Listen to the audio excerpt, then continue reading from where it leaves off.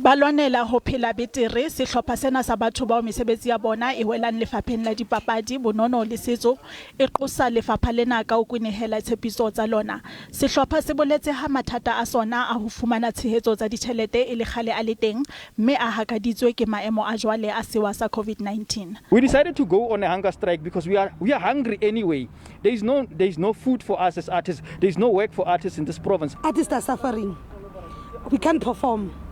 They don't care about artists.